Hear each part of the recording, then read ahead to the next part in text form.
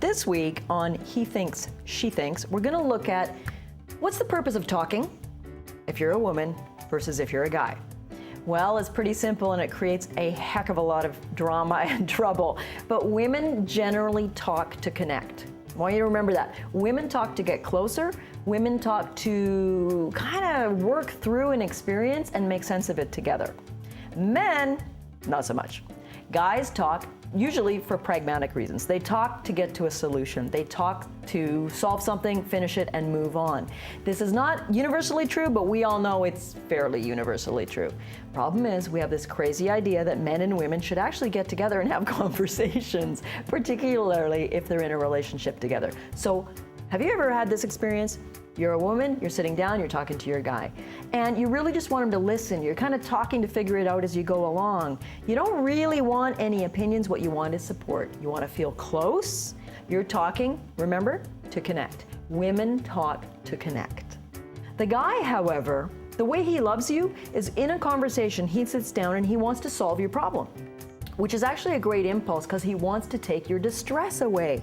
We're really hard on the guys. We say, oh, you're just trying to give me advice. Don't forget, the reason he's doing that is not to be bossy or to be a bully. He's trying to take your distress away. So if you're distressed about a problem with a coworker who's been giving you a really hard time, he wants to get in there and tell you how to solve it so you feel better.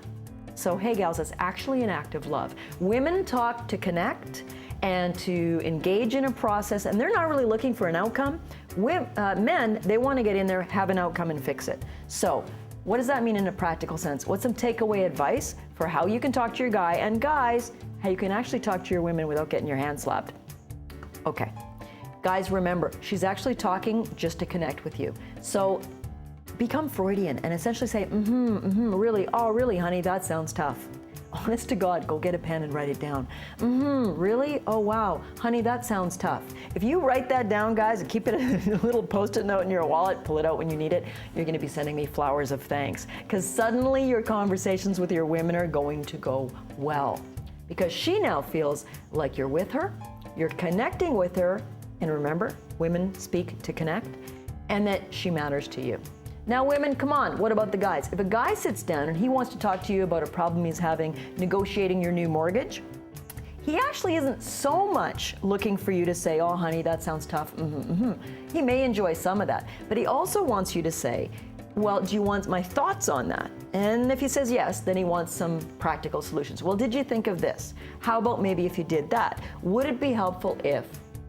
And he feels loved, he feels listened to, he feels like it wasn't a waste of time. One final thing in terms of advice for couples, there's a lot of research that shows if you spend 30 minutes a day in what's called a stress buffering conversation, that is talking about the stuff that is bothering you, using the hints I've just given you, you have a far higher likelihood of a marriage that lasts forever. One of the predictors of divorce is people who don't develop that capacity. So sit down. Guys, shut up and say, listen and let her connect. Women, ask him if he wants input and give him some practical solutions to what he's bringing up, and live happily ever after.